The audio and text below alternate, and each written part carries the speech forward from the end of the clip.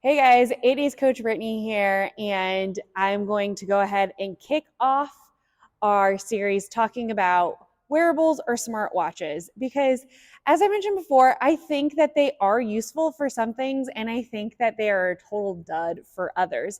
And so I wanted to start off this series talking about resting heart rate and HRV because both of those are probably something that your smartwatch or wearable can pull up. However, I don't think a lot of people know about it, and I actually think it's probably the most valuable information that you guys can get from these things. Let's go ahead and we are going to dive into it, starting off with our resting heart rates. All right, most of you guys have probably heard about resting heart rate. It's something that your doctor probably talks to you about whenever you go in and you get like a regular health checkup. But I want to go over why it is important and things that we can look at when it comes to the data of your resting heart rate and how we can use that information to help us become fitter people and healthier as well, because that's most of our goals, is not only to be fit, but to also be healthy. Okay, so to break it down, starting off with what is your resting heart rate. Your resting heart rate is the number of beats that your heart beats when it's at rest. For this number, it gives you a really good idea of, or like a really good snapshot of your health, your sleep quality, and also your recovery. What we're kind of aiming for in here is anywhere between 40 to 80, and I would definitely say the lower the better. However, I don't want you guys to think that you have to hit a certain target number because once again, genetics is going to play a really big role on what your resting heart rate is. On top of that, there is a difference between the average male resting heart rate versus females. Females tend to be a little bit higher than what males are. So that just gives you an idea of how genetics can play a factor in this. Now, like I said, the goal is to over time try to get this number down. The reason being is that getting it down is a good sign that your heart is becoming not only stronger, but just more efficient. And because it is more efficient, it can take on more strain, whether that's stress or working out strain. You get that idea. Some things to kind of look out for is one, you want to get a general idea of where your resting heart rate kind of naturally tends to be. So you want to look at least a week, I would say, of data of your resting heart rate and kind of see where that average falls. If your resting heart rate all of a sudden spikes up, we know that this is an indicator of something going on with your body and your heart is telling you this. Usually it's a sign of under recovery, or you are sick, maybe you just had a surgery, or maybe you're pregnant.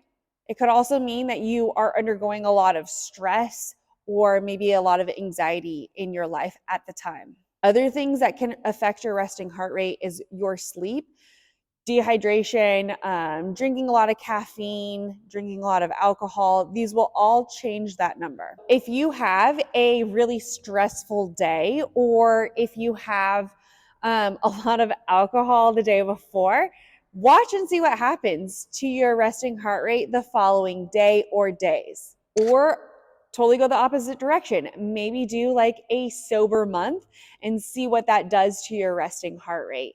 And if it goes down, that is obviously a good sign that the alcohol is causing some stuff to go on with your body.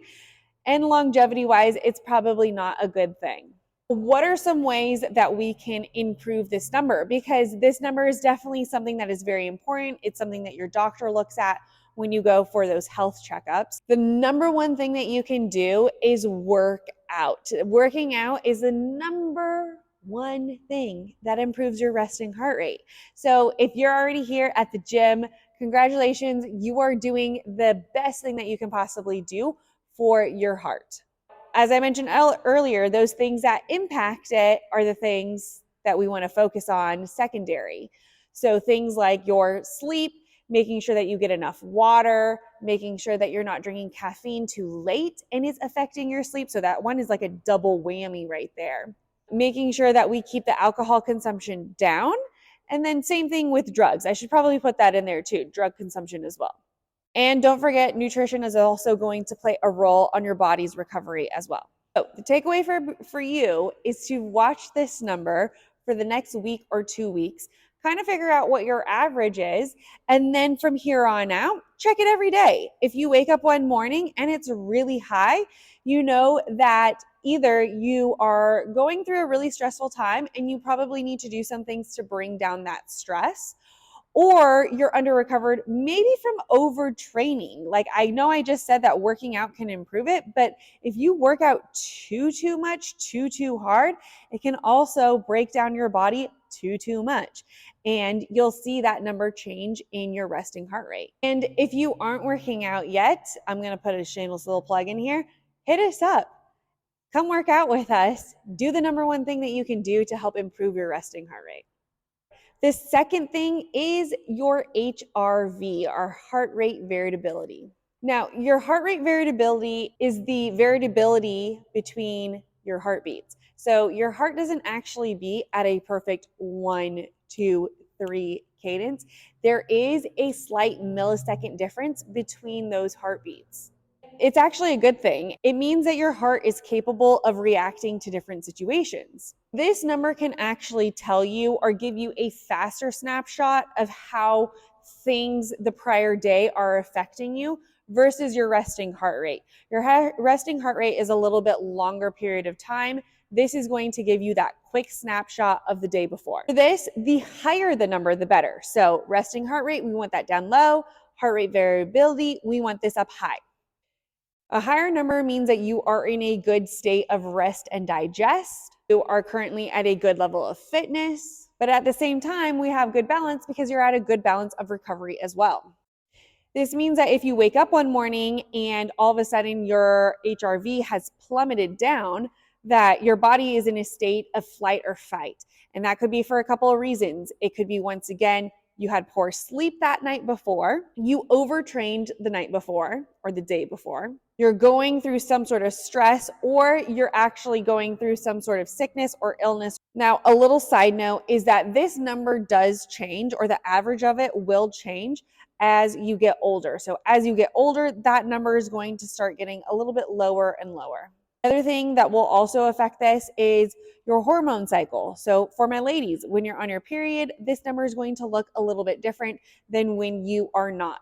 So once again, genetics, age playing a factor on these numbers. That's why I can't give you guys like, you guys should be at 120 or you guys should be at a 40 resting heart rate. It's going to definitely vary person by person. This means that you need to figure out what your particular average is for both sides of this resting heart rate and HRV, and just watch your numbers and compare your numbers to yourself, to no one else. That is going to be the best indicator of how your health and fitness is going.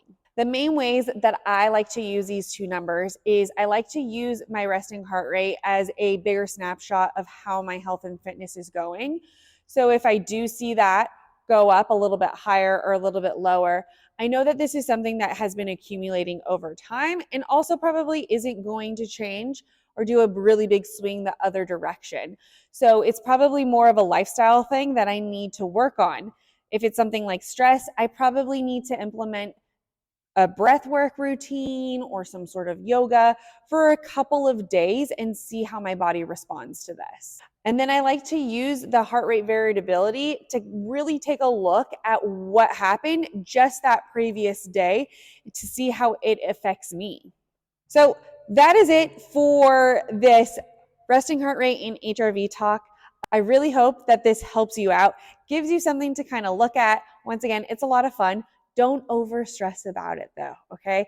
Like, don't totally be all about this one thing. I've definitely made that mistake and have freaked out. Also, do a little meeting with yourself, with your body, and check in and see how you are feeling. Because there's definitely been days where my HRV was down low, but I was like, you know what? I feel pretty good. Like, I think I'm going to try to push it today. Or there's been the opposite where my numbers looked fantastic, but I totally felt like poop. And I was like, I need a nap today instead of like working out really hard. AKA that was me like today, pregnant and all. So definitely double check in with yourself because wearables aren't 100% correct. So listen to your body. But I hope that this was enlightening to you, and I hope it does help out. Let me know if you guys have any questions.